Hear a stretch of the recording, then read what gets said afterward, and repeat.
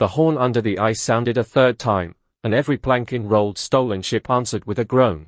I had heard bulls, war horns, cracked shields, drowning men, and my own bones complaining after bad choices. This was lower. It rolled through the frozen sea and climbed the mast like a hand. Frost shook loose from the patched sail. Bera's red rag snapped stiff across the serpent prow. The ice around us tightened until the hull seams gave small ugly pops. Axes. Johnny Red Hand roared. Poles. Keep the ice off the patch or I'll haunt the first fool who lets us sink. That was how I knew we were still alive. Dead men do not threaten future haunting with such care for detail. We had 9 living people aboard when the White Sea closed. 5 of us had stood on Hroald's deck when he fell, myself, Astrid Ulfsdottir with her wounded sword arm bound tight and an ice-scratched shield on her left, Leif Stenson, 16 years old, chain burn around his neck and pride rawer than the wound, Johnny Red Hand, older oarsman, bosun by skill and by the 2 fingers Hroald's chain had taken from him, and Ormfinn's son, young spear carrier, cold-burned scalp shining through singed hair. 4 more had survived on the wreck rise, Bera the cook, broad, limping, and already counting pots as if pots were warriors, Colin, the frightened foreign boy with monk herps and quick hands, Ingrid Fishgut, who had held the rise with a cooking hook, and Ingel Finnbrow, a quiet sling thrower who knew enough rope work to be dangerous. 9. Not a crew fit for clean raiding.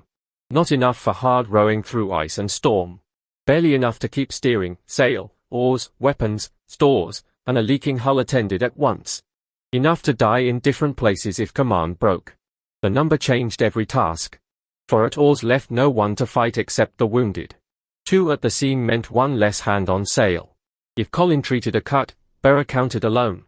If Astrid took Orm and Ingrid forward, Ingel guarded the mast with a sling while Bjarni tried to make 1 pair of rowers pull like 4. Rest could never belong to everyone at once. We would survive by passing work before a hand failed, not after. That was a harder command than shouting charge, because pride likes one glorious effort and hates admitting when fingers have become rope without knots. Our stores were plain and cruel. 3 sealed water barrels, 2 cracked barrels that sweated through bad staves, 9 full water skins, half a sack of hard bread, dried fish enough for 4 tight days, trow mussels and black crabs for 2 more if no one complained about grit, 1 small bag of barley, Bera's herb bundle, tar, wool, nails, spare line, 6 usable axes, 4 spears, 3 shields not split, Hroald's broken broadsword wrapped under a bench, a trowshell knife, Kettle's belt knife now cleaned and mine, the bear claw hook, the 3-arrow-weighted cord, and 3 broken fragments of Hroald's iron heartstake wrapped in sailcloth because nobody liked touching them bare. The ship was worse than the list. The hull seam near the waterline held under tar, wool, and prayer. 2 oarlocks were new and not trustworthy. The rail had shield patches lashed over breaks. The sail could take a fair wind if the fair wind had pity. The yard patch creaked. The steering oar had been balanced with wreckwood and stubbornness. The deck still smelled of drowned kings no matter how much Bera scrubbed. My own body belonged in the store's ledger too. Shoulder cut, thigh cut, bruised ribs, swollen wrist, palms burned by line, and Thor's old debt trembling in the muscle under my skin. Saga level 1 and toughness had steadied my breathing after Hroald. It had not closed the flesh or made my hands young again. Astrid's sword arm still bled through if she forgot and clenched. Leif's throat wept clear fluid where the chain had chewed him. Bjarni's missing fingers throbbed in cold. Orm's scalp blistered where Hroald's frost had kissed bone. Colin shivered from fear more than cold and kept working anyway. The saga inside me stood where the Black Island had left it. Saga level 1. Toughness chosen. Renown, 1 of 8 toward level 2, earned in the Channel fight after Hroald fell. Thor favor, 2, the bank left after Shrine Force, Hroald's ending, and no spending. Odin favor, none, because I had spent his 1 shrine favor on narrow focus. Equipped gifts, storm strength and rune sight. 2 hands. 2 gifts. No rest, no swap, no third god tucked up my sleeve. The horn boomed again. North of us, the white wall moved. Far under clear ice, bronze flashed where the mast-long war horn lay chained into dark water. 1 chain had snapped. Others trembled. Across the new frozen sea, footprints longer than our ship crossed south, each print pressed from beneath by something walking where no body showed. The immediate matter was smaller than Ragnarok and therefore more likely to kill us first. Ice had us. If we could not free the hull, we would freeze here with food for less than a week and water for less if men panicked. If we did free it without finding a living harbor, the patched ship would become a coffin that floated politely before sinking. Break around the seam first, Johnny shouted. Hot water on the starboard patch. No, not boiling, you son of an empty net. Warm. Warm keeps tar from cracking. Boiling makes new work for men who have already spent their stupidity.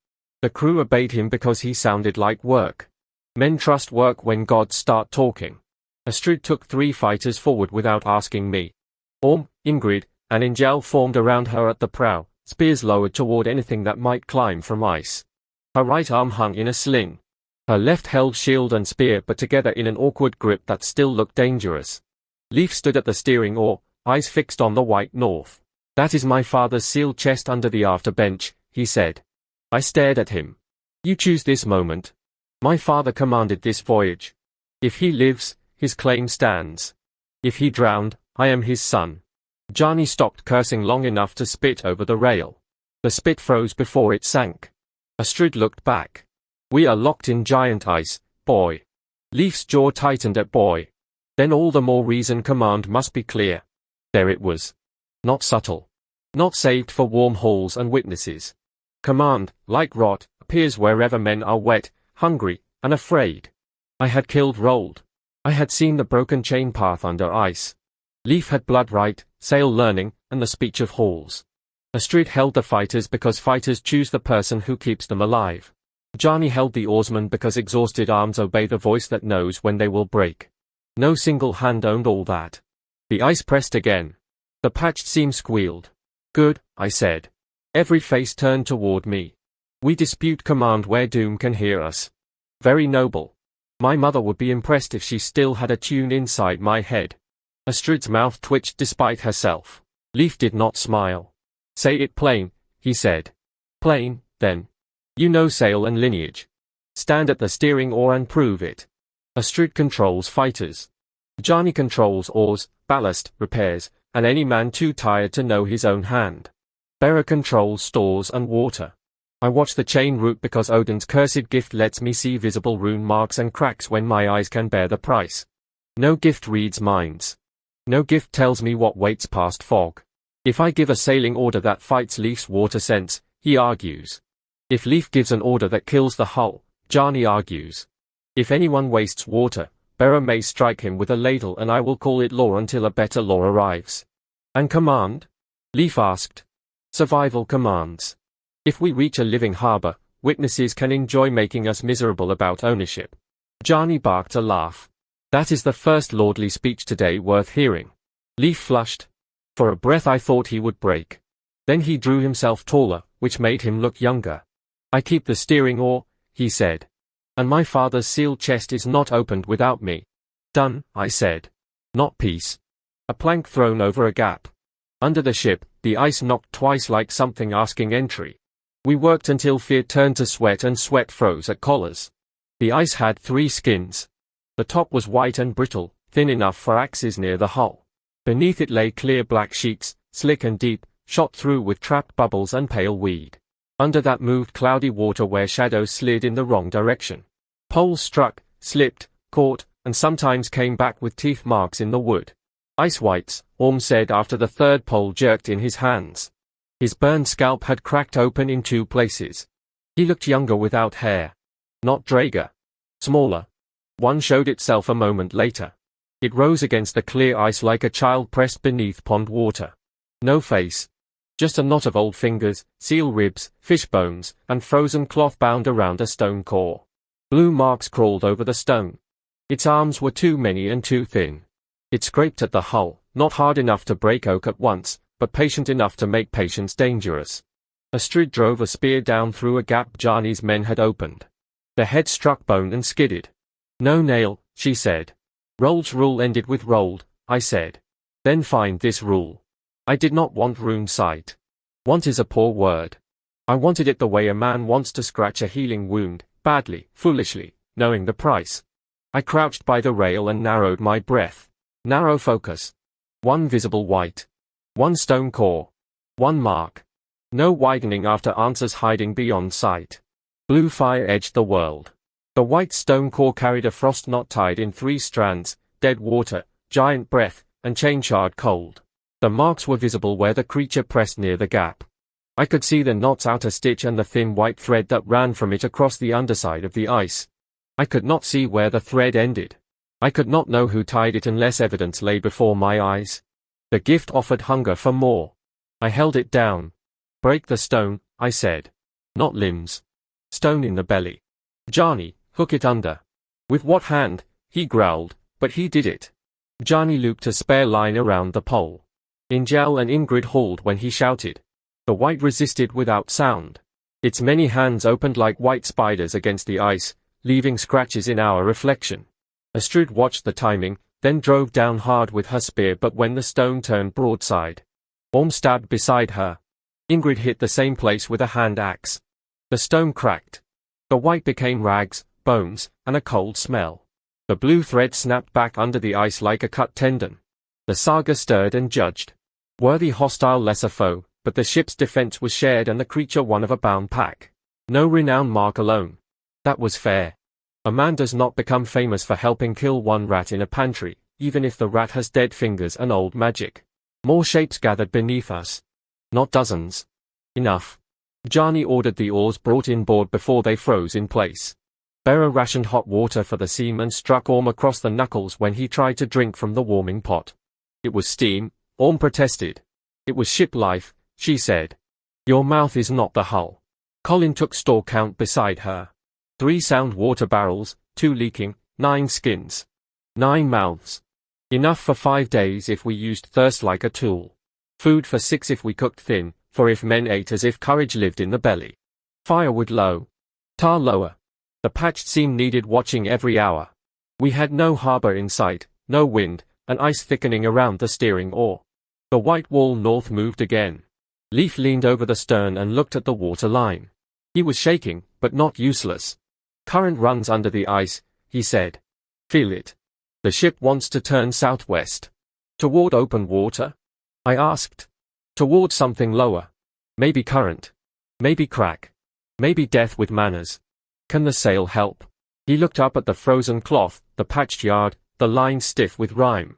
If we free it before the rig tears. If wind returns. If the mast does not snap. If men listen when I call. Small requests. You asked plain. I liked him better when he was useful. That annoyed me. I climbed halfway up the mast to chip ice from the lowest rigging, using feet and one good wrist. The cold bit through wool. Below, Bjarni's oarsman hacked a narrow water trench along the port side. Astrid's fighters killed 2 more whites by breaking core stones, one with a slingshot from Ingel that made Bjarni whistle despite himself. Colin passed herbs under tongues and made men chew bitter leaves against fever. Ingrid and Leif bailed slush. Bera sang no tune, only counted, 1 cup at dark, half at dawn, full for the wounded if I say so. Allies are a kind of gift gods cannot equip for you. From the mast I saw the broken chain route for the first time without opening Odin. It was not a road. It was a wound in the ice. Southwest of us, the frozen sea lay in overlapping plates, but one crooked line ran through them where the surface looked bruised. Bubbles rose beneath it. Clear patches flashed bronze when the hidden horns tremor passed along chain metal below. The line bent between pressure ridges, vanished under snow, then appeared again near a long dark lane that might be water. It also crossed a pale mirror field where the sky reflected so cleanly that up and down disagreed. I can see a route, I called. Of course you can, Astrid said. Can the ship use it? That was the question that keeps men alive. Not can I see glory. Can oak, rope, flesh, and a bad patch follow? I started down. The ice to starboard burst upward. An arm came through first. Not giant, but larger than any man's, blue-white and bristled with black hair stiff as wire. 3 fingers dug into ice. A head rose after it, long-nosed, low-browed, with tusks like yellow sail pegs and eyes the color of frozen ale. Antlers of hoarfrost curled from its scalp. It wore a cloak of white sealskin stitched with finger bones. Around its chest pulsed a knot of frost and chain light. The frost troll scout had found us. The scout did not roar at first. It sniffed. That frightened me more. Roars are meant for ears. Sniffing is work. Its nose wrinkled.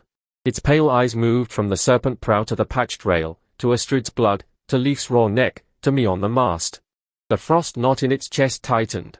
Under the ice, every remaining white turned toward us at once. Down! Astrid shouted. The scout snapped a shard of ice from the ridge beside it and threw. Not at me. At the line holding the half-frozen sail.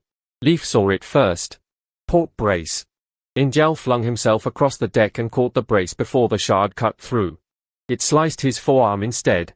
He screamed, held, and saved the yard from swinging loose. The scout smiled.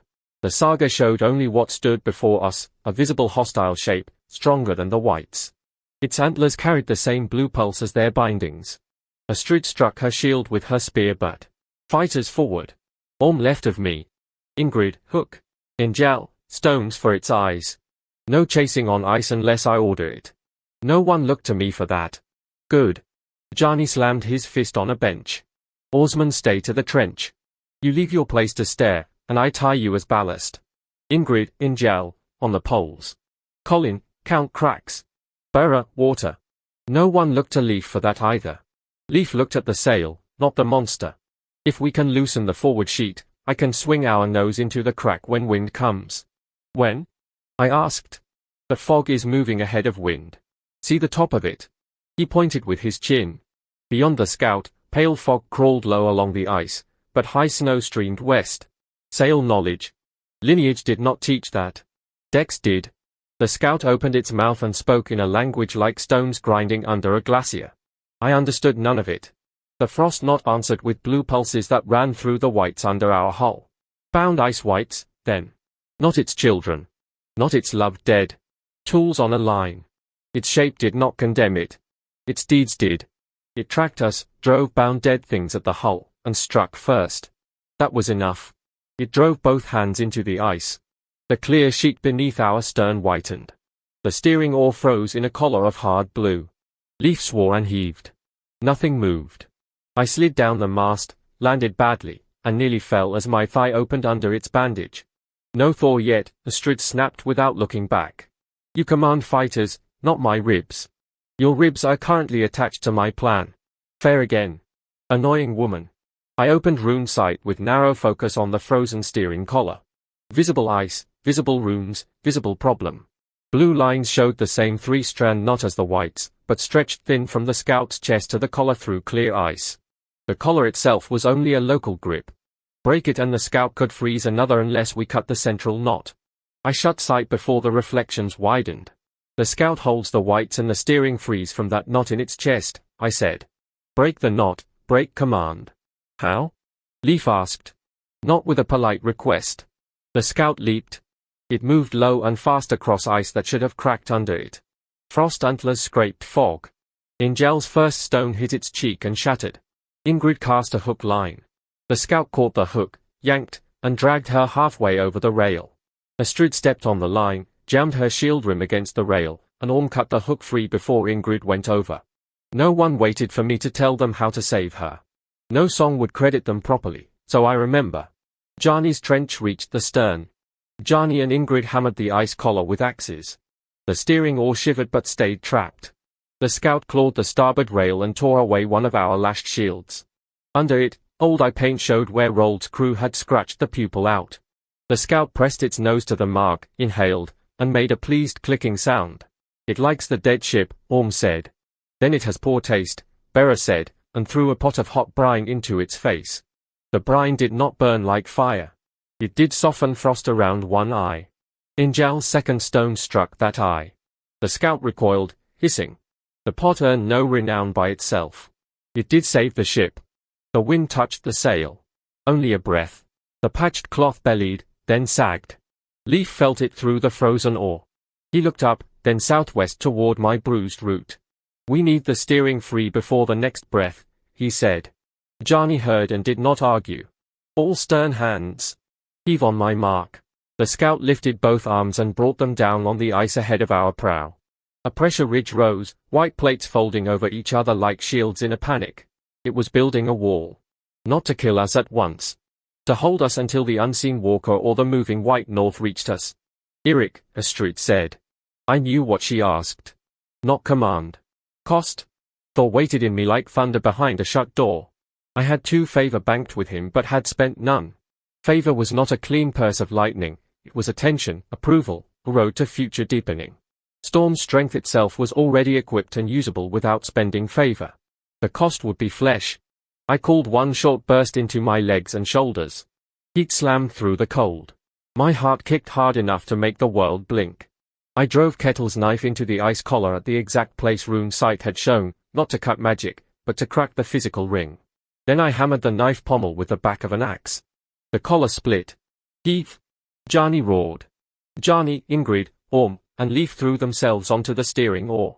The oar broke free with a scream. Leif staggered, caught it, and kept his feet. Thor's burst left my arms shaking. My shoulder wound burned hot under the bandage. I tasted copper. One small use, and already the body asked whether I meant to die impressive. The scout watched me through one good eye. Now it knew the storm in me. It smiled wider. The next hour was not a battle men would carve well. No clean line. No proud charge. Just ice, labor, bad footing, and a monster clever enough to make our work fail rather than meet us where spears waited. The scout ran ahead of the ship and froze our broken route in patches. The white scratched the hull whenever fighters looked away. The wind came in short, mean breaths. Each time Leif set sail to use one, the scout raised a ridge or bound the steering oar. Each time Jarni's exhausted oarsman broke a trench, a white clogged it with bone and rags. Each time Astrid's fighters killed a white, the scout drew two more from under snow humps where old drowned things had slept. We learned their classes by pain. Ice whites were bound hull chewers with stone cores. Brine revenants, taller and wrapped in weed, climbed from old cracks and tried to drag warm bodies down. Breaking their skulls slowed them, but cutting the black weed around their waists ended them. Frost gulls, white as blown ash, flew blind through fog and struck eyes with needle beaks. Bera ordered shields over the wounded and Colin smeared bitter herb smoke under the sail to spoil their dive. A land white no higher than my knee crawled aboard inside a lump of frozen peat, trying to root itself into our mast step. Orm spotted the moving dirt and stabbed it with a fire-hardened pin before it could split the wood. Not one enemy obeyed Hroald's old nail rule. The world had many ways to hate the living. The scout was worse because it watched us learn. It stayed beyond spear reach, using whites like fingers. It tested Jarni's tired men by making them pull at the wrong time. It threw ice shards at lines, not faces. It sniffed out our patched seam and sent 3 whites there together. Astrid shifted her fighters without waiting for me, leaving Orm at prow, taking Ingrid and Ingel herself to the starboard patch. She caught the first white under her shield, pinned it to the hull, and let Ingrid split the core with 2 ugly axe blows. Ingel put stones through the hands of the second. The third nearly reached Tar before Colin slid belly down and jammed his little knife into the stone seam. It was not a warrior's thrust. It was a boy gutting a hard turnip. It worked. Good, Astrid told him. Colin looked as if praise might make him weep. Then a frost gull struck his shoulder and ruined the moment. Bera killed it with a ladle. I wanted to laugh. My jaw was too cold. Leif and I fought our own command dispute in smaller words, which is where dangerous disputes prefer to live. Route bends southwest after the mirror field, I told him. The hull cannot cross mirror ice if it is thin. I saw chain gleam there. Reflections gleam. Odin's sight can tell Rune from plain ice. Can it tell above from below when the whole sea has become a polished shield? That struck close because I did not know. I opened Rune's sight in a narrow line ahead. The visible ice became a net of blue scratches, white stress lines, black water seams, and bronze flashes from the horn chains below. The broken chain route appeared as a jagged thread of faint red gold where snapped power had bruised the ice. It led southwest. It also multiplied in every reflection beneath the clear skin. 1 line became 3. 3 became a fan. The reflected sky held false cracks.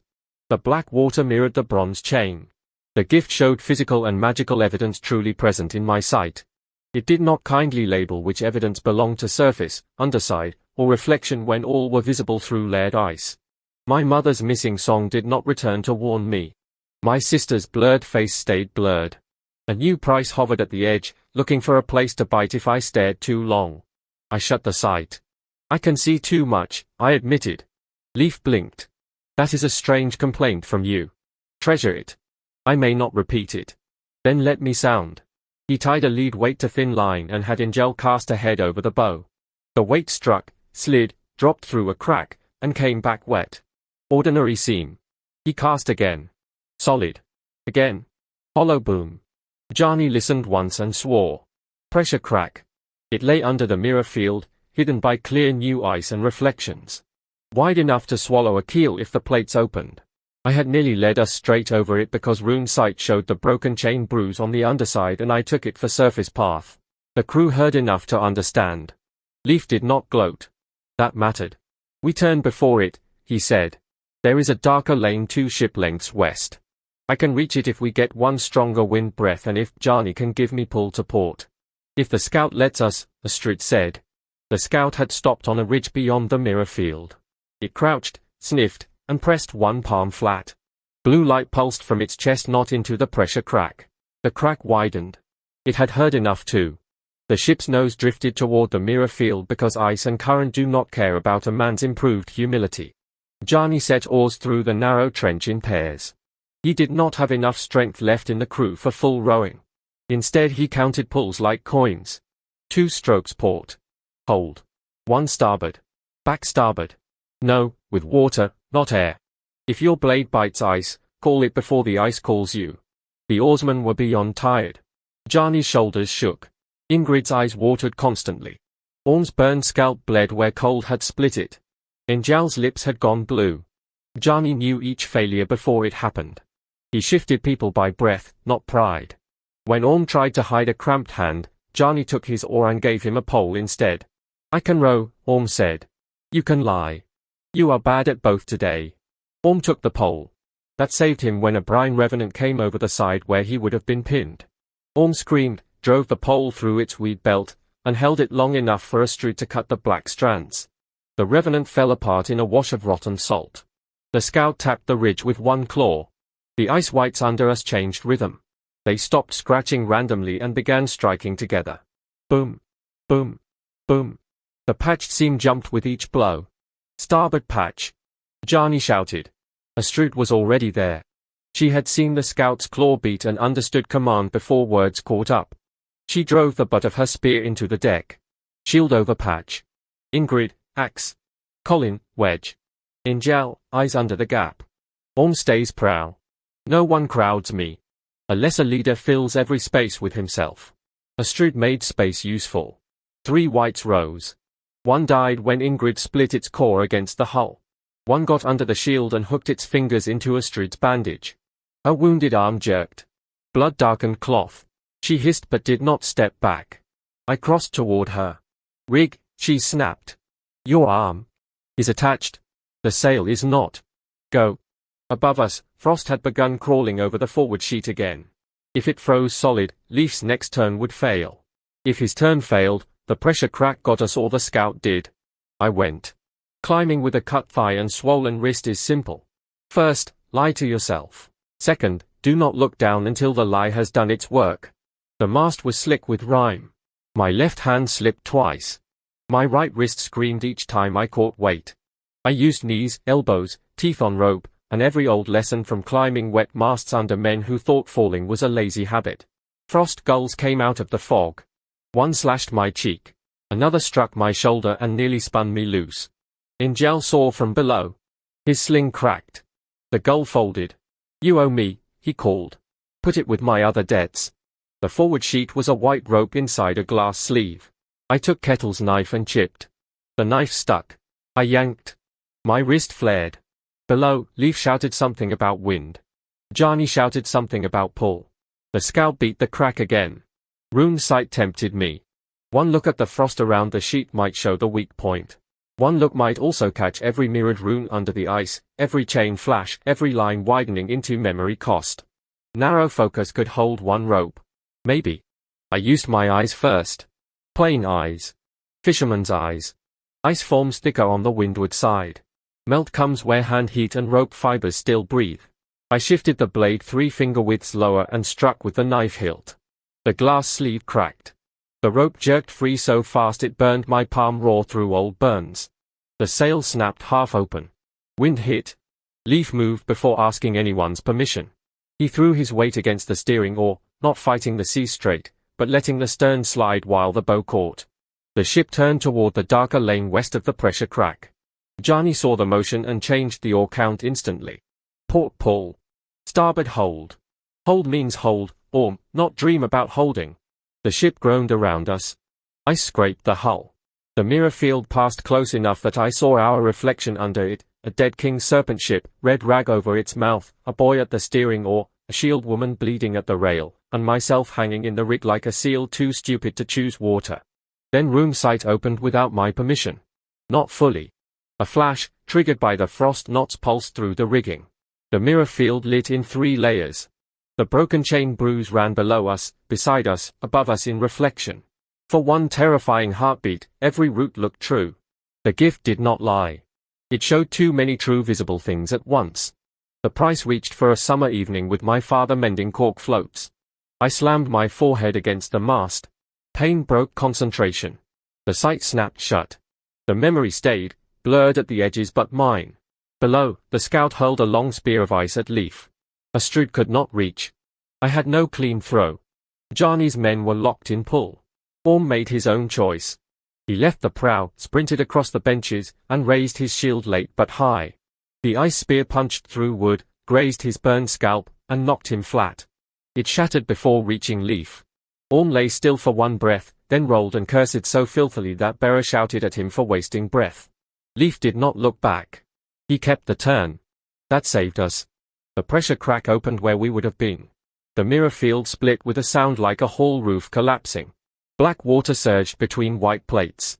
A white trapped on the wrong side snapped its many fingers at us and vanished under the tilt. We had avoided the crack. We had not beaten the scout. It stood beyond the new gap, one eye ruined, frost antlers bright, chest not pulsing faster. It had driven us west. The darker lane ahead curved toward open water, yes, but the scout moved along it now, marking us with every breath. It is herding us, Leif said. Toward what? The answer came from beneath. Far ahead under clear ice, the shape of a foot larger than our ship pressed upward, searching for where to step next. We never saw the walker whole. That made it worse. A seen monster can be measured badly. An unseen one grows to fit every fear. The ice ahead swelled from below. Not a footprint yet. A knuckled rise, pushing upward slow as dawn and heavy as judgment. Water beneath the clear sheet darkened. Old bubbles fled sideways. The scout crouched on the lane beyond us and sang in its grinding tongue. The frost knot in its chest pulsed with the rhythm of the horn under the sea. Bound scout, I thought. Not master. Hound for something greater. Rune sight could show the visible knot if I looked. It could not tell me the scout's thoughts. It could not name the unseen walker below unless markings surfaced where I could see them. It could not promise where the next step would fall. The gift had nearly killed us by showing too much. So I watched like a fisherman. Ice bends before it breaks. Water darkens where pressure rises. Snow dust jumps from hidden tremor. The scout stayed just ahead of the safest lane, never crossing certain white plates. It knew which ice would bear its weight. It avoided the dark swelling where the walker pressed upward. That told us more than a god did. Leif, I called from halfway down the rig, follow where the scout refuses to stand. That leads near it. Yes. That is your plan. It is the part you need. Astrid laughed once, breathless. He used that on me yesterday. It was stupid then too. Did it work? I am still deciding. The scout heard tone if not words. It slapped both hands down. White surfaced along the darker lane, forming a living fence beneath the thin ice. Brine revenants climbed from cracks ahead, black weed belts trailing. Frost gulls gathered above the mast. The land white in the frozen peat that Orm had pinned began to twitch again near the mast step. Each threat demanded a different answer. Stone for the hull chewers. Blades for weed belts. Shields and smoke for the gulls. A hardened pin for the thing rooting toward our mast. One scout coordinated them, while an unseen walker could crush the whole board if we delayed. Bera! I shouted. Smoke for gulls. Already smoking. She had a pot of bitter herbs smoldering under damp cloth. Colin, pale but moving, fed it from his bundle. The smoke was thin, green, and foul. It stung my eyes and sent the frost gulls wheeling higher. Astrid, can you open the lane? With 3 good fighters and several bad ideas. Take both. She chose Orm despite his bleeding scalp, Ingrid with her axe, and Ingjal with stones. She left Bera and Colin at the mast with the wounded and stores, because good control is also knowing what not to strip bare. Her little knot of fighters moved along the port rail, striking down through gaps as Bjarni's men opened them. Core stones cracked. Weed belt split. One brine revenant caught Ingrid's axe haft and nearly dragged her in. Orm hooked the weed from behind and hauled back until Ingel's stone broke the revenant's jaw. Astrid stabbed through the belt and ended it. Bjarni drove the oarsman like a man managing a fire that might keep a house warm or burn it down. Short pulls. I said short, Ingrid. Your arms are not saga heroes. Orm, brace and breathe. Pain means you are still here. Good. Ingel, switch with Colin. Colin, count the lane markers aloud. Colin counted cracks, ridges, and safe plates. His voice cut through fog. Dark seam 1. White tooth 2. Blue bubble 3. No weight beyond. Leaf steered to his count. I climbed again. The broken rig had to become more than sail. From above I could see Lane, Scout, Whites, and Pressure swelling together. If I stayed on deck, I saw only the next ice tooth. The mast gave me sight without Odin's price, if my hands could keep me there. Frost had built around the upper yard. I hacked it loose and found a better horror, a thin blue line of scout magic climbing the rig through frozen spray. It had not only attacked the steering oar. It was trying to lock the sail cloth itself, make our wind useless. This was visible. This I could inspect. Narrow focus on the line. One frost thread. One rope. Rune sight opened in a needle.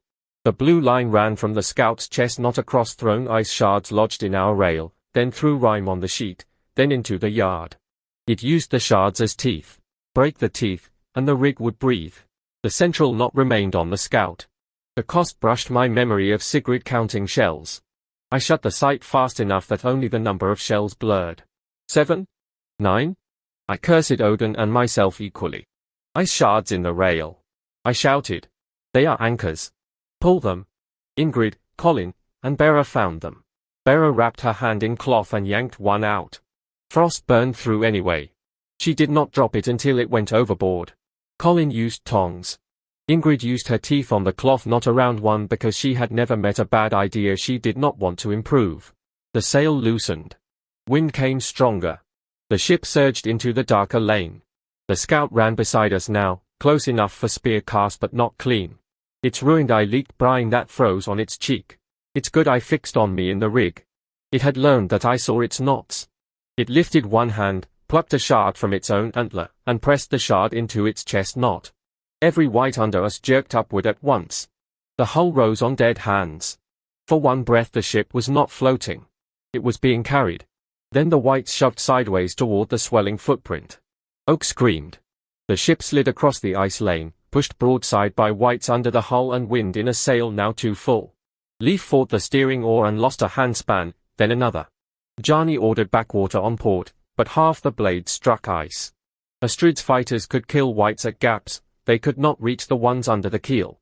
The swelling footprint ahead grew darker. If the unseen walker stepped, the pressure wave alone could crack us open.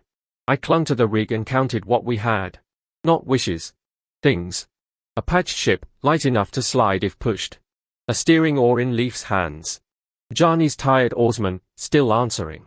Astrid's fighters, bleeding but formed. Under a bench waited 3 broken fragments of Hroald's iron stake. My 2 gifts could not steer, row, hold a shield, or choose the right piece of iron. The crew could. The stake had held stolen storm and anchored Hroald's power. We had broken it.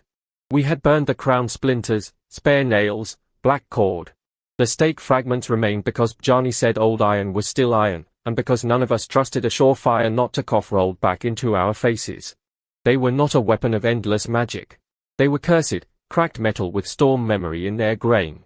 The scout's chest knot was frost, giant breath, dead water, and chain shard cold. It might break if struck by the right iron carrying opposing storm. It might also explode, freeze me solid, or do nothing while everyone watched me invent an embarrassing death. I had no better plan. Bera. I shouted. Stake fragment. She heard through wind because cooks hear requests for dangerous objects the way mothers hear children near wells. She hauled the sailcloth bundle from under the bench and looked up. Which piece? Broken. They are all broken, you tall fool. The longest. She shoved it to Bjarni, who passed to Ingrid, who threw badly because the deck lurched. The wrapped fragment slid across planks toward the rail. Colin dove on it and yelped as coal bit through cloth. He kicked it toward Ingel. Ingel flipped it up with a rope loop. It spun, iron showing through torn sailcloth. I caught it one-handed from the rig.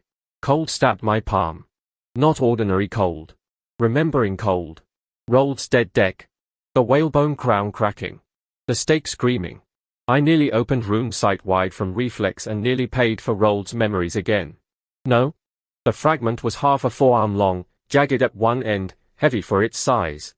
Runes along it were broken, not whole. That mattered. Whole runes hold commands. Broken runes leak, snag, and cut. I needed a cast, not a spell. Thor stirred. Not hammercast. I did not have that refinement. Wanting a cleaner gift did not place it in my hands. I had only storm strength, brief force through my body, dangerous if used hard, worse after exhaustion. Any throw would still be my throw, my arm, my bad wrist, my height in the rig, and the ship's motion. Thor could add a burst. He would not aim for me. Below, Leif shouted, I need one turn. Hard to starboard when I call. If we go early, we meet the foot. If late, broadside. Bjarni snarled, you heard the lordling. Wait for his call. Leif flinched at lordling, then set his jaw. Not early. Astrid looked up at me. Can you hit it? Probably not. Can you make probably behave? I can scare it. That will have to do. The scout bounded along the lane, chest not bright, controlling the sideways shove. Its body stayed just beyond ordinary throw. From deck, impossible. From the frozen rig, with wind and height, maybe. The mast swayed. My thigh bled warm down my leg. My wrist had gone numb. Numb is useful until it stops being hand. I took the 3-arrow weighted cord from my belt and tied it around the stake fragment's cloth-wrapped middle, leaving the jagged iron end free. Not a spear. A sling weight. I had practiced casts since childhood, seal from a boat, bird from a cliff, rope weight to a man on a pier, crown point on Hroald's deck. Practice mattered. Thor or no Thor, untrained hands throw gifts into the sea. Rune sight, one breath, narrow focus on the scout's visible chest knot. Blue fire stabbed the fog. The knot pulsed in layers. The outer frost spun left, the dead water strand tightened with every white shove, and at its heart lay a white-black knot like a frozen fist.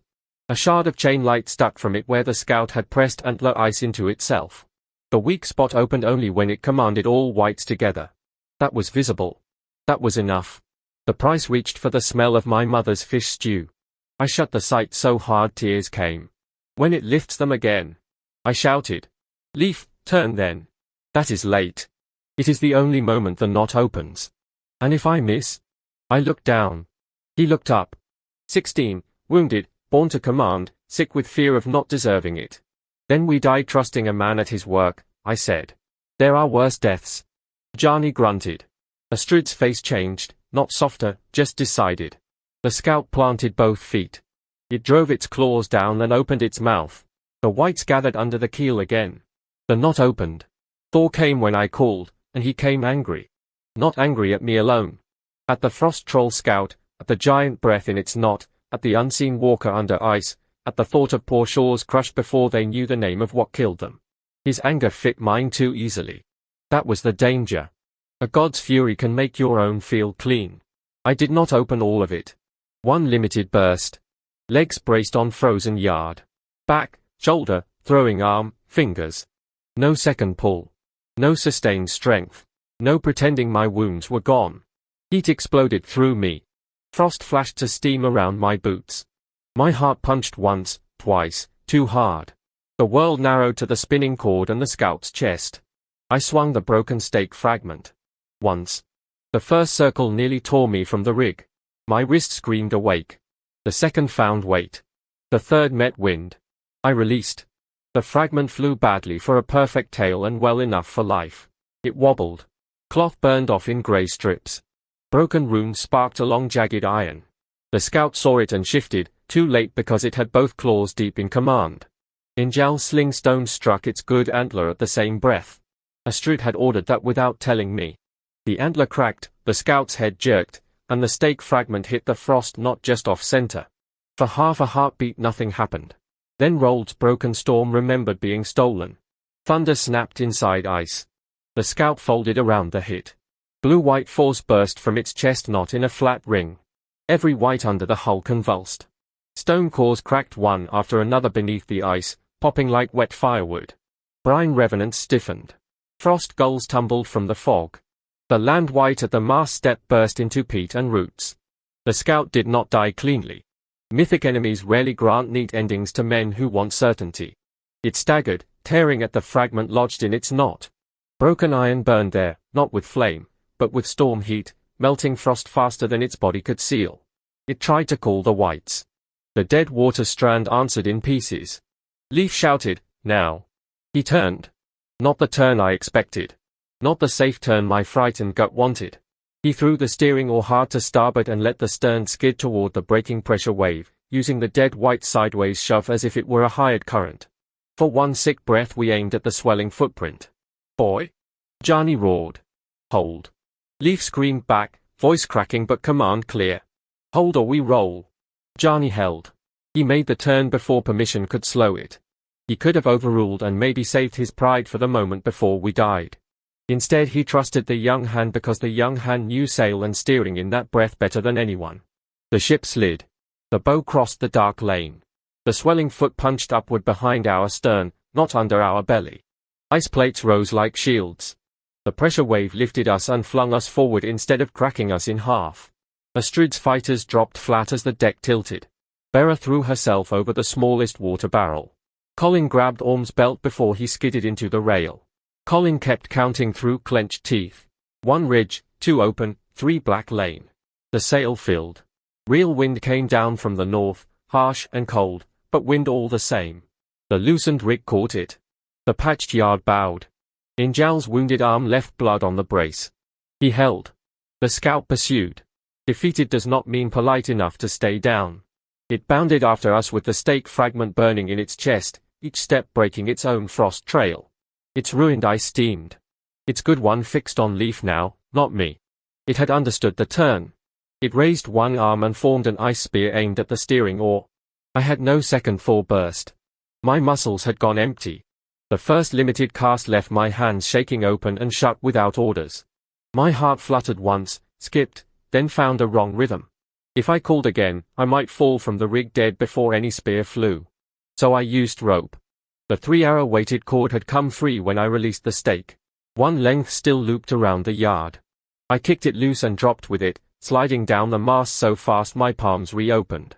I hit the deck on one knee and saw white sparks that had nothing to do with gods. The scout threw. Astrid moved to block, but her wounded arm failed as she raised the shield. The shield dipped. Leaf did not duck.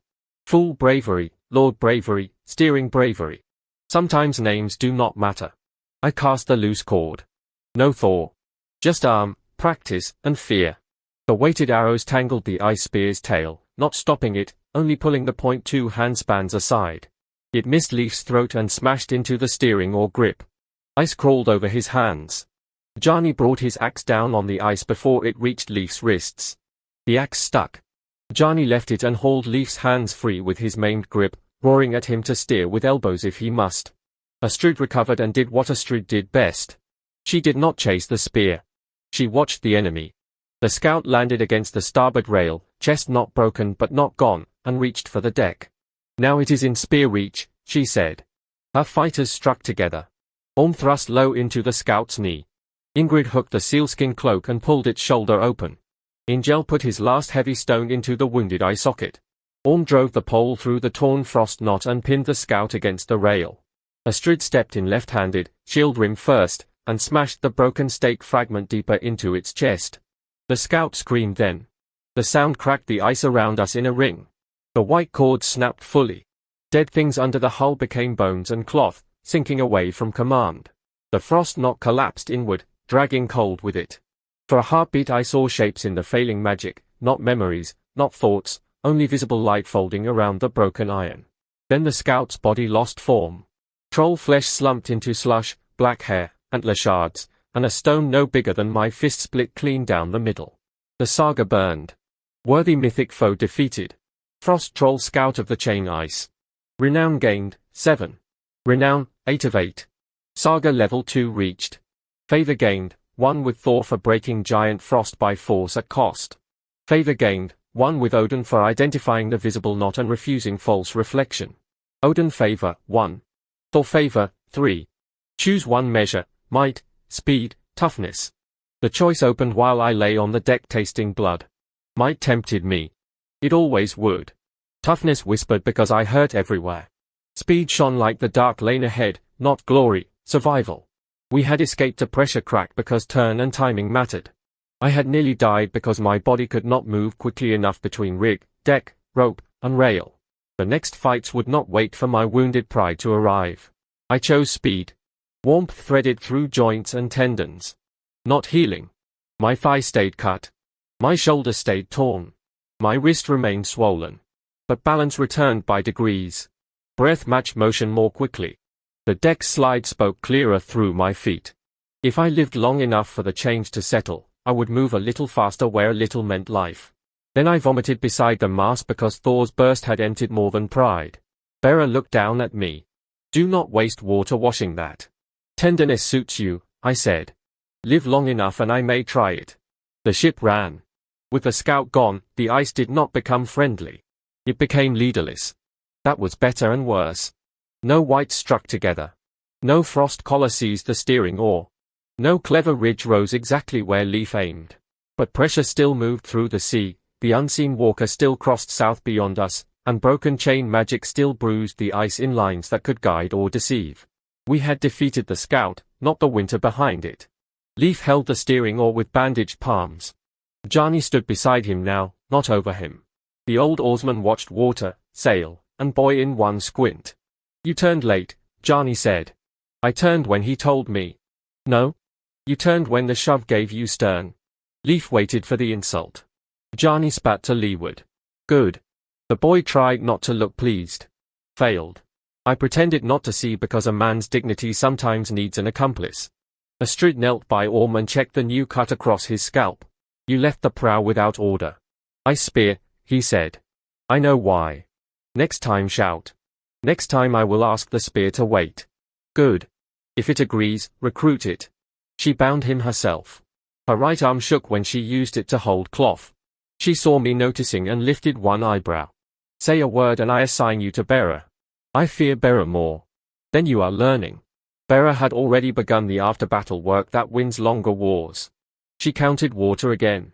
One cracked barrel had split during the pressure wave. She saved half by shoving wool into the break and ordering Ingrid to sit against it until her backside froze. We had 2 sound barrels, 1 half barrel, 1 leaking barrel likely lost by morning, 8 full skins, and 1 skin punctured by an ice shard. 9 mouths, all alive. Water at strict ration, 3 days with enough for the wounded, for if the gods stopped making us sweat in winter.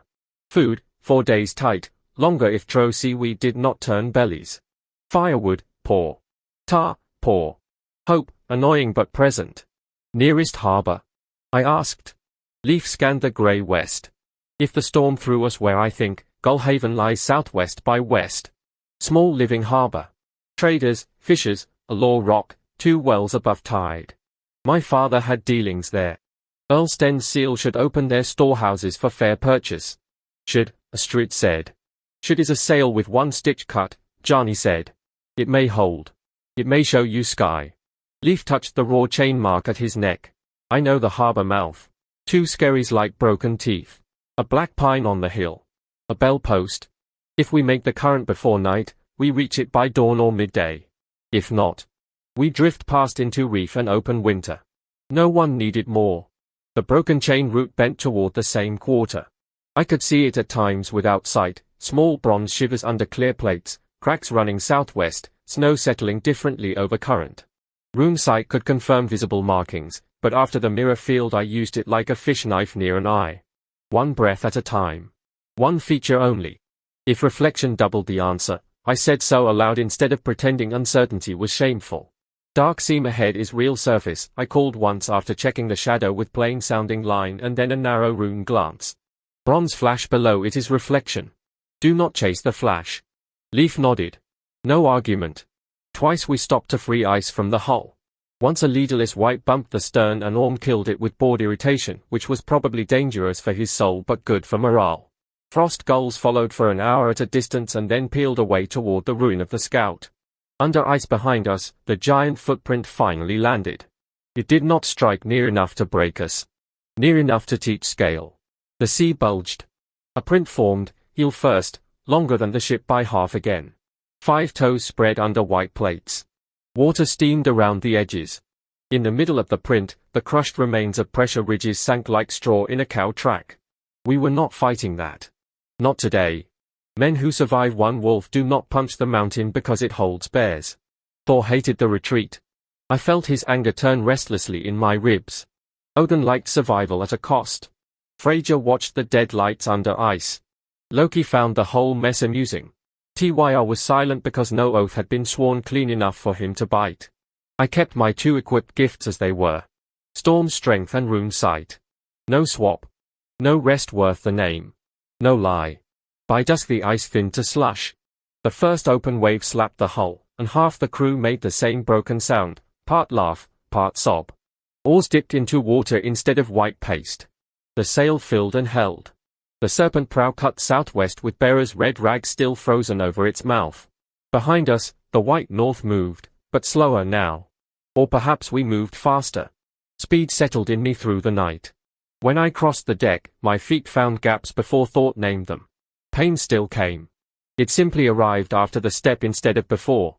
That small mercy felt large enough to kiss, if mercy had a face and Astrid was not watching. She was watching. You chose speed, she said. You say that as if I grew a second nose. No? Your walk changed. Better? More likely to do something foolish before I can stop you. So better? She shook her head. Idiot. The word was warmer than the wind. Night came without stars. Cloud lay low over the sea, and the moon was a pale smear behind it. The ice glow faded behind us. Ahead, black water opened in ridges. The ship rose and fell, complaining through every patched rib. Men who had begged for open water soon remembered that open water also likes killing people. We set watches because exhaustion makes thieves of waves. Johnny divided the oarsmen into pairs by weakness rather than friendship. Friends lie for each other, he said. A cramp does not care who drank with you. Astrid posted fighters at prow and stern, though every fighter swayed.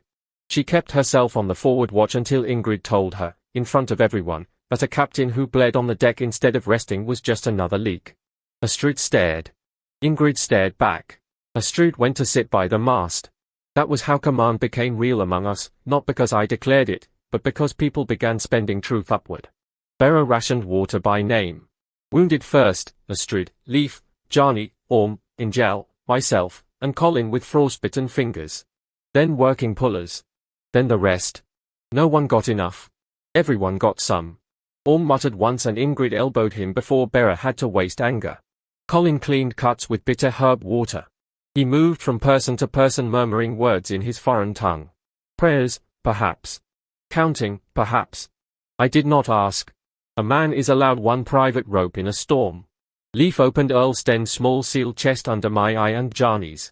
Inside were wax tablets wrapped in oiled cloth, a bronze seal with Sten's mark, 2 silver arm rings, and letters stiff with salt.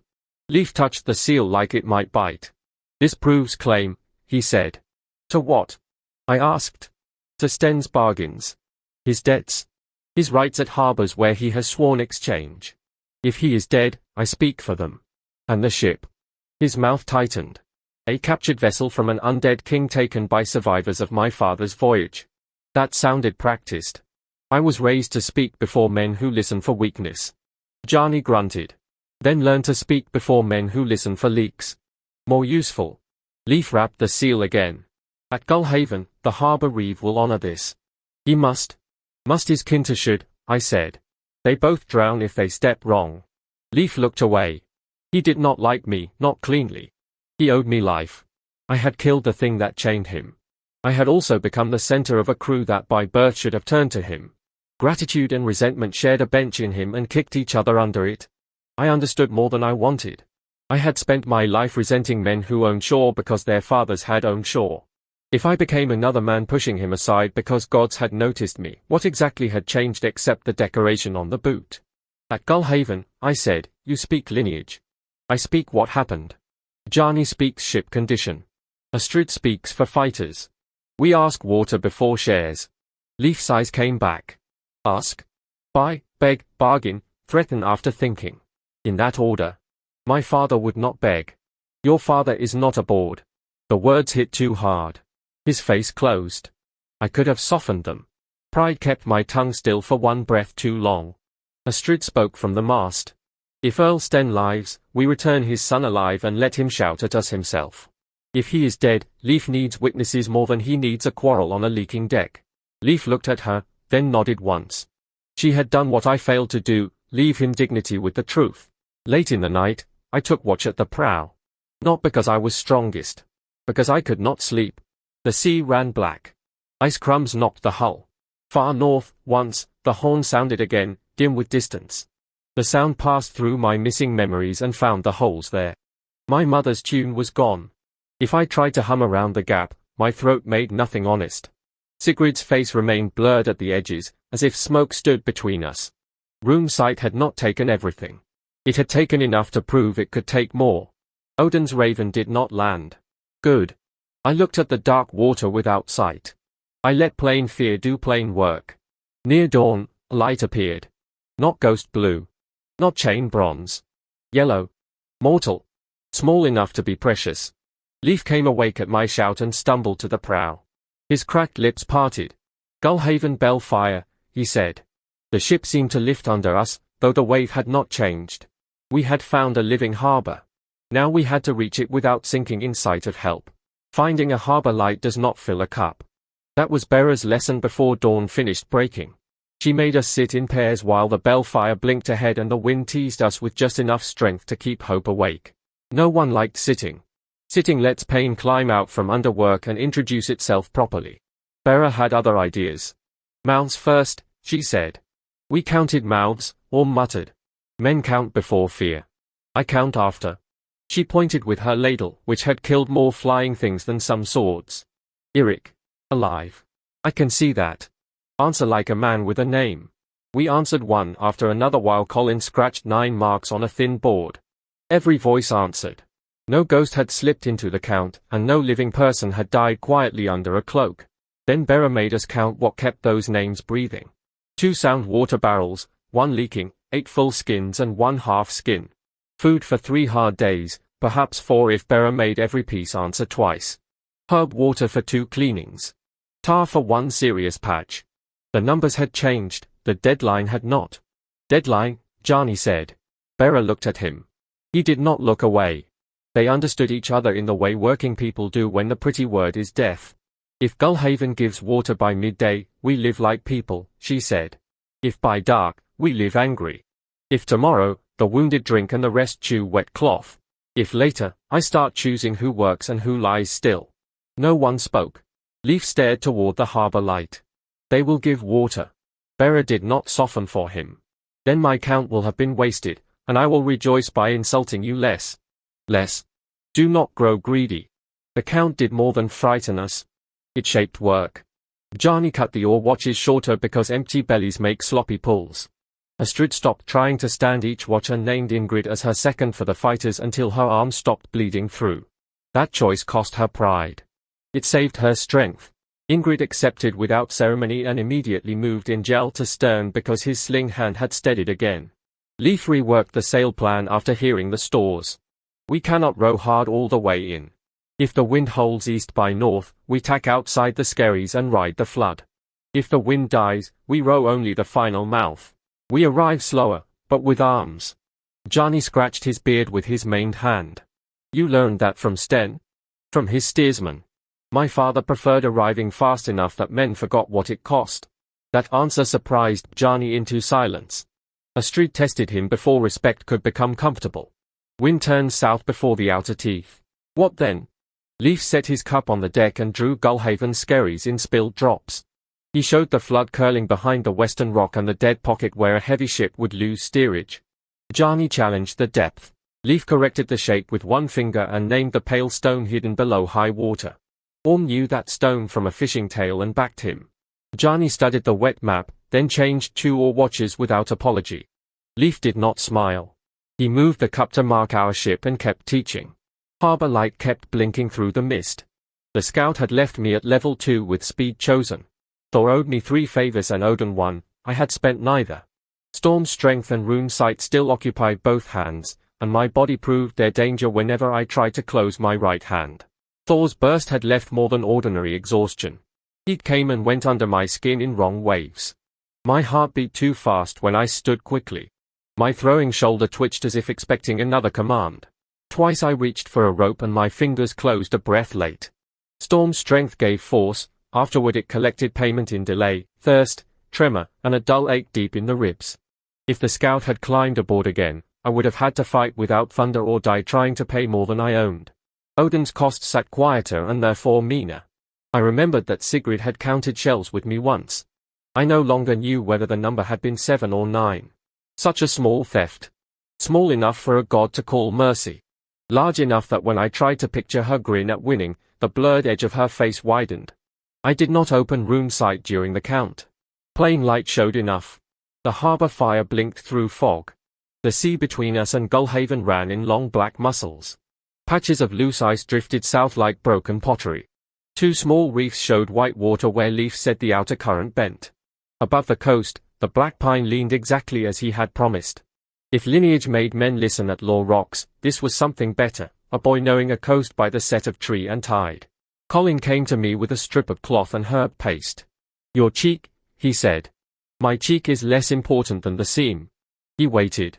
You have learned Astrid's stare, I said. Hers is sharper. Then I surrender. He cleaned the frost gull cut on my face. His hands shook less than before. The monks at the island used to say plague ships have scratched eyes, he said quietly. So the dead cannot see harbor lights and follow. I looked at the shields along our rail. Every old painted eye had been cut out by black strokes. You knew? I remembered when Leaf said Gullhaven. I did not know if these people used the same sign. He sounded ashamed, as if memory were a rope he had failed to throw sooner. You tell Leaf, I said. Now. Before shore. Colin went pale, but he went. That mattered. A frightened boy carried bad news to a lord's son because the ship needed truth more than comfort. No god awarded favor for it. No saga mark burned. It was still courage. Leaf listened, face tightening with every word. When Colin finished, Leaf looked at the ice-scratched shields and then at the harbor light. We turned them inward before the mouth, he said. Jarni, who had heard, said, we turn 1, maybe 2. The others hold rail gaps. Then we cover them. With what? Your fine name. Leaf's temper flared. He swallowed it hard enough that I saw pain cross his chain wound. With sail scraps. Red cloth. Anything not needed for the seam. Jarni considered. That we can do. So before dawn brightened, men who could barely lift arms began tying scraps over plague marks. Not all. Enough, perhaps, to look less like a dead ship at first sight. Bera gave up one torn cooking cloth and mourned it more sincerely than some men mourn cousins. Astrid cut a strip from her ruined sleeve. I offered my cloak edge. She cut it crooked and said the cloak improved. We worked because work is how fear becomes useful. The harbor light blinked again. Closer now. Not close enough. The coast did not sit still while we approached. At a distance, Gullhaven looked like a safe notch with smoke above it. Nearer, it became rock, current, reef, and choices. The 2 Skerries at the mouth were not the only teeth. Smaller black stones showed and vanished as swell lifted. Kelp streamed from them like drowned hair. Loose ice cakes rode the flood and spun in eddies, knocking each other with hollow clacks. The wind came from east by north, as Leaf had hoped, but it shifted whenever the coast bent. Leaf stood at the steering oar and named hazards under his breath. Outer tooth. Gull's back. Widow stone. The blind calf if the tide is low.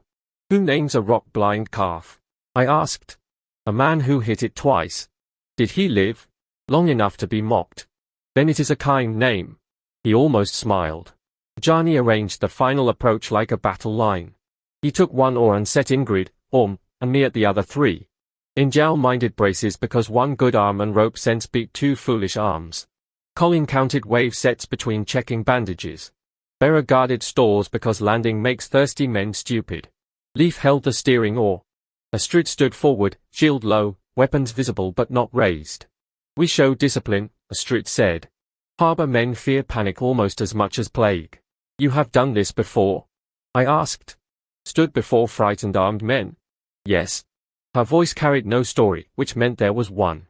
The patched ship entered cross swell. The first wave lifted the bow and dropped it hard enough that the starboard seam spat water. Ingrid shouted. Jarni looked once. Bail, not wail. Ingrid bailed.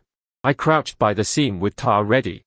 Speed made the deck easier to read, but kneeling still pulled fire through my thigh. The old cut had reopened. Blood warmed my trouser leg. I pressed wool into the weeping seam and slapped tar over it as the hull flexed. Each flex tried to spit the patch out. I braced with my shoulder and regretted having a shoulder. Thor stirred when the seam gaped. It would have been easy to call a burst, shove the plank tight, and feel heroic for one moment before my hands failed for the harbor line. I did not. Bjarni had said tar needed pressure, not thunder. I used a wedge, a mallet, and Bjarni's knee when he finished his stroke and slid over on command. The wedge held. Good, Bjarni said. Praise from him was so rare I nearly looked for a second scout. A loose ice cake spun toward the steering oar. Ingel hooked it with his pole and pushed. It split, revealing something trapped inside, white hand with bronze rings, not moving, not bound by visible runes. Just dead. An old death from some earlier wreck, carried south by the same unnatural freeze. Fraser's path stirred at the edge of me. Spirit sense could tell whether anything lingered. It would also make me visible to spirits and predators, and it was not equipped. The two gifts in me remained Thor and Odin. I let the dead hand pass. Sorry, I said, not loud. For what? Orm asked. Being late. He watched the hand sink behind us. A man cannot be early to every grave. That was the longest thing he had said since his brother died on the Black Beach. The wind freshened too soon. The patched sails snapped full. Ingel shouted warning. Leaf threw the steering oar left, then checked himself and let the stern answer before forcing more. The ship leaned. Water licked over the low rail where we had covered the scratched shields with cloth. One cloth tore loose. An ice-scratched mark showed black against old paint. On the harbor wall, a horn sounded. Not the world horn under ice. A mortal warning horn, goat-bellied and badly blown. It had never sounded sweeter or more cruel. Figures moved along the shore. Shields. Spears. A blue cloak. They have seen us, Astrid said. Leaf lifted his chin. Then we arrived neatly. The current grabbed the bow and shoved east. The eastern Skerry foamed close. Leaf called, 4 strokes port. Bjarni pulled. Ingrid pulled. I pulled. Orm's cramped hand slipped. His oar jumped, struck the next blade, and tangled. The ship began to turn too slowly. Bjarni did not curse. That told me the danger had passed beyond words. I moved before thinking, which was new enough to feel like theft. Speed carried me across the benches with less stumble than yesterday. Not painless. Better. I kicked Orm's loose oar down, freed Ingrid's blade, and threw my weight on the port line to help the bow answer. No Thor. Just timing and a body 1 measure quicker. Hold. Leaf shouted. The eastern Skerry slid past close enough for barnacles to hiss along our side. A rock tooth tore one of Hroald's old shields from the rail. The shield spun away, scratched eye staring at sky, then vanished in foam. One less plague mark. One more rail gap. Bjarni jammed a spare plank across the gap and ordered Orm to sit on it. Orm obeyed without philosophy.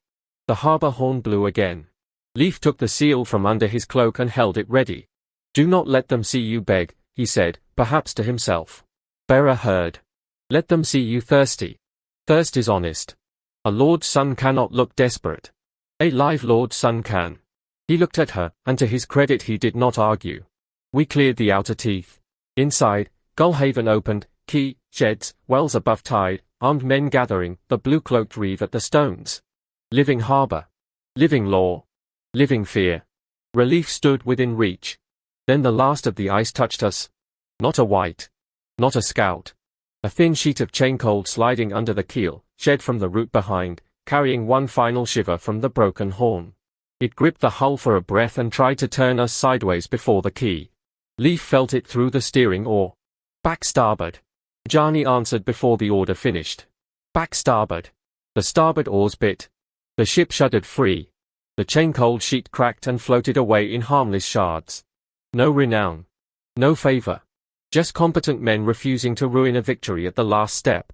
We entered Gullhaven's inner reach alive. The inner reach was not yet the harbor. That sounds like a small distinction until you are thirsty enough to smell well water from a ship and still cannot touch it. Gullhaven had built its mercy behind stone. A line of pale rocks crossed the inlet before the main quay, each one set just below the surface and marked with black pitch on top. Quarantine stones. I knew the idea from fish sickness and cattle rot, though I had never seen it used against a ship.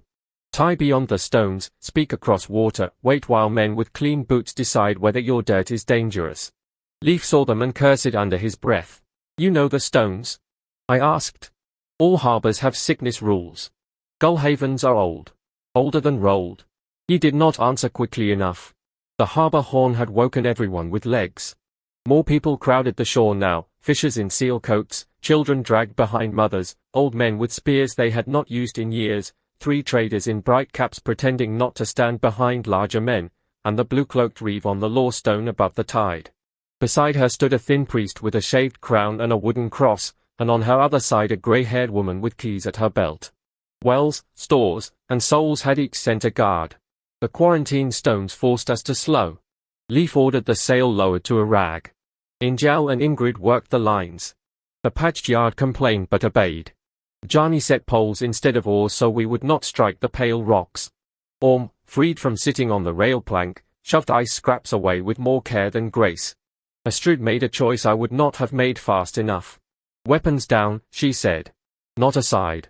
Down. Points to deck. Shields on backs. If they shoot.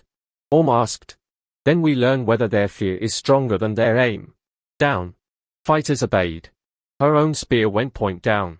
She kept her shield on her back, where the scratched eye showed. That exposed her wounded side. She knew it. So did every armed person on shore. It said we could fight, and we were choosing not to begin. Leif watched her, then removed his borrowed helmet. The chain mark around his neck showed raw and ugly. He did not hide it. Good, I said. Do not sound surprised. I was hiding it poorly. He took that with a thin breath that might one day become humor if watered. We drifted toward the outer mooring post. I cast the forward line and hit the post ring on the second throw. Speed helped my balance, practice placed the rope. Ingrid caught the stern line after one miss and hauled us straight. Jarni checked the distance to the stones and nodded. We stop here. Any farther and they call it breach. The word breach ran through Leif like another wound. He wanted the key. We all did. The water beyond the stone slapped wood steps black with use. Buckets stood near the wells. I could see drops darkening the staves of one full pail. Bera saw me looking. Do not stare at water like a fool in love, she said. It will not come because you admire it. What does water admire? Clean barrels and people who listen to cooks.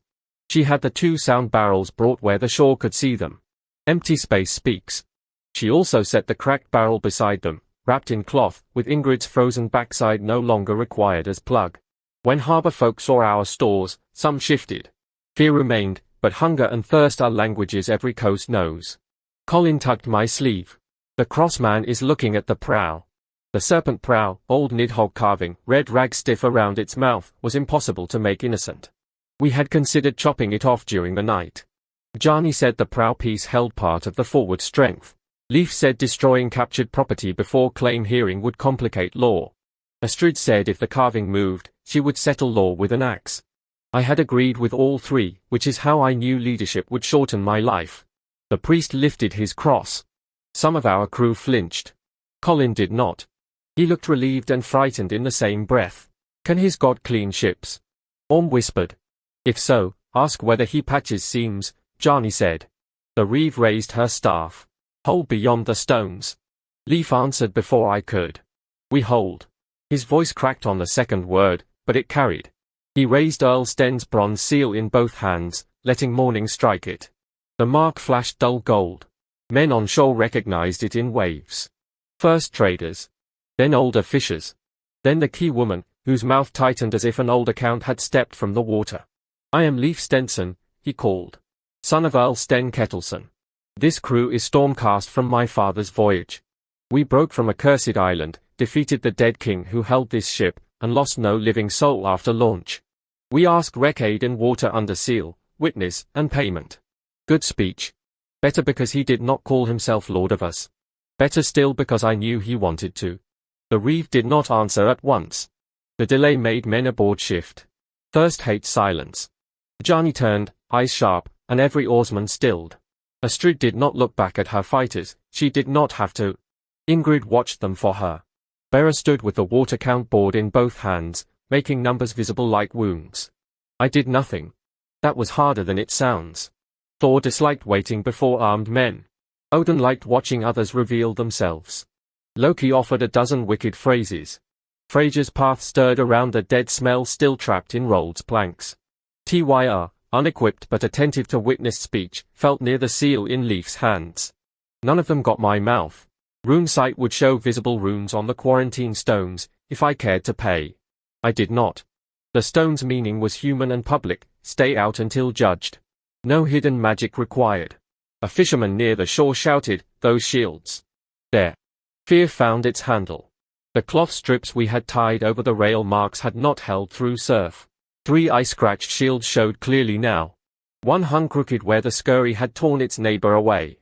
Black cuts through painted pupils. Hroald's old warning, or plague sign, or both. Symbols do not care which meaning kills you. The crowd recoiled as one body. Leif turned half toward me. Not asking me to speak. Not yet. Asking whether I would step over him. I kept my boots still. He faced shore again. The shields are Hroald's. We used them to patch rail breaks. They are not our banner. The priest called back, voice thin but clear. Plague-dead ships say the same until rats swim ashore. Bera muttered, "I will show him a rat." "No," Astrid and I said together. The key woman leaned close to the reeve and spoke. I could not hear the words. Plain sight showed only mouth, keys, a hand pointing toward the wells, another toward the seal.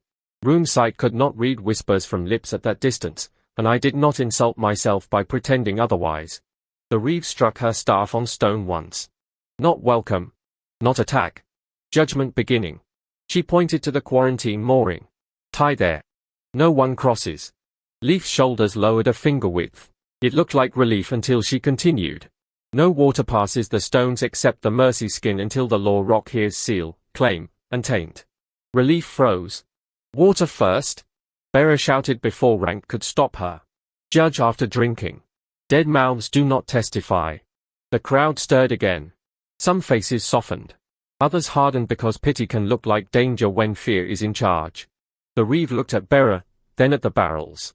One skin for the child. Colin stiffened. I am not. Bera clamped a hand over his mouth. The reeve motioned. A harbor boy brought a water skin to the last stone, set it down, and backed away. It sat there, close enough to see the wet dark around its stopper. No one moved. Trap. Orm whispered. Test, Astrid said. Leif looked at the skin, then at Colin. Law, pride, thirst, and mercy fought across his face. Colin takes it, he said. He treats wounds. If they call that breach, I answer. Colin crossed the deck slowly, every spear on shore tracking him. He was not a child, not fully, but fear made him small. He stepped onto the bow plank, reached with a hook, and dragged the skin across water without touching stone. When he brought it aboard, Bera took it, opened it, sniffed, sipped, waited, then handed it to Colin first. He drank one mouthful. Only one. Then he passed it to Astrid without being told. That did more for us than a speech. The harbor saw restraint. The crew saw a boy choose order over thirst. Bera's eyes shone and she pretended they did not. The reeve watched. Her face changed by no more than a knife edge. Then she saw the seal again. The next words built the cliff we would strike. The reeve's eyes went from Colin's single mouthful to the seal in Leif's hands, then to the shields we had failed to hide. Morning light made every black scratch plain. 3 old eyes at the rail had been cut through pupil and white alike, deep strokes meant to be seen from water. One cloth strip still clung to a shield rim, fluttering uselessly. Another trailed in the inlet like a drowned bandage. The serpent prow watched over them with its red gag frozen crooked across carved teeth. People on shore did not see our careful ration, our wounded still alive, or the scout slush drying on Astrid's shield. They saw a dead king's ship wearing signs their grandparents had taught them to fear. They saw a plague story arrive with living hands aboard. Symbols reach the eye faster than truth reaches the ear. Leif understood at the same moment I did. He lifted the seal higher. Gullhaven knows this mark. My father paid Winter Harbor dues here. His oath binds wreck aid. The blue-cloaked reeve did not lower her staff. Gullhaven knows more than one mark. Then hear both, he said. The ice-scratched shields are Hroald's. We took them for rail patches because the sea does not pause for clean appearances. They are not our banner. The priest raised his cross again. The key woman touched the ring at her belt and looked toward the wells. Armed men shifted in a way that made spearheads answer morning. Astrid's fighters stayed points down. That restraint had weight. Orm trembled with pain and did not lift his spear. Ingrid watched him from the corner of her eye. Angel kept his sling open in his hand but empty. Orm's fingers flexed around the pole. Astrid said his name once, quietly, and he stilled. Bjarni held the oarsmen with silence. He had cursed them through ice and terror, but now silence served better. Any shout from our deck could become a weapon in frightened ears. Even Bera, who had a gift for turning truth into thrown stones, kept her mouth shut after one look at the reeve's face. I stood beside Leif and did not step ahead. That took more strength than the rig climb in one way. The crew's eyes tugged at me. I had killed Hroald. I had cast the broken stake. I could feel Thor's anger ready to dress my anger in thunder and call it protection. But water from a guarded well cannot be won by proving you are exactly as dangerous as frightened people believe. We had reached a living harbor. Now living law had to open what ice and monsters could not. Leif spoke again, hoarser. We ask water first. Send it in sealed skins. Keep us beyond the stones. Post guards. Burn the skins after. Do what law requires, but do not make thirst your judgment before hearing. That was good. Better than I would have managed with Thor growling in my blood. For one breath the shore nearly bent. I saw it in ordinary faces. A fisherwoman looked at Colin. An old spearman looked at Bjarni's missing fingers. One of the traders looked at the cracked water barrel and measured profit against fear. The key woman frowned toward the wells, not closed, not open. Then a boy on the shore pointed at the serpent prow and shouted, "My grandfather said Hroald's ship carried black cough." The crowd hardened around the child's fear. The reeve closed her hand on her staff. Her staff struck stone. "No plague-dead ship enters the inner water," she called. The word plague traveled along our deck like a thrown knife. "We are living," Leif shouted. His damaged throat cracked. "You see us living." "I see Hroald's marks," the reeve answered. I scratched shields. Serpent prow. Red gag. That ship was named dead by 3 harbors before my mother's mother died. No barrel from Gullhaven touches it. Bera made a sound like a pot beginning to boil. I stepped beside Leif. Hroald is ended. His scout is ended. His dead fell. We burned his curse work. And brought his hull to my wells. Fair fear. Terrible timing. Leif raised the seal again. His hand shook but did not lower. Earl Sten's mark binds Gullhaven to winter exchange and wreck aid. The reeve's face tightened. Men behind her began whispering. There it was, the next chain, made of law instead of ice. She pointed her staff, not at me but at Leif. The seal is lawful, she said. If Earl Sten is dead or absent, his son may claim hearing, debt, and harbor bargain. You, Leif Stenson, may come ashore under guard and speak at the Law Rock. Leif swallowed. My crew needs water. Your crew waits beyond the quarantine stones until judgment. They will die. If they are plague dead, they are dead already. Astrid's shield shifted. Bjarni's maned hand closed on a rail. My own anger rose so fast Thor stirred in answer, dangerous and eager. No. The unnatural ice lay behind us. All 9 of us still breathed aboard Hroald's captured ship. Gullhaven lived before us, with water close enough to smell. And living men could still close their hands around a well. Leif looked at me. The legal claimant. The wounded boy at the steering oar. The son of a missing earl. The man the harbor would hear while it denied the rest of us water. I wanted to speak. To seize the moment. To make command mine because anger always calls itself necessity. Instead I stepped back. Go, I said. Speak for water first. Leif's eyes widened. Then something steadier entered them. He climbed down into the harbor boat they sent, carrying his father's seal, while armed men kept spears aimed at the rest of us. The key water lapped close enough to smell. Bera stood beside 2 nearly empty cups and did not pour. Above the harbor, gulls wheeled in clean morning light as if wells had never been weapons and law had never learned to thirst a man. The unnatural ice had let us go. Gullhaven had not.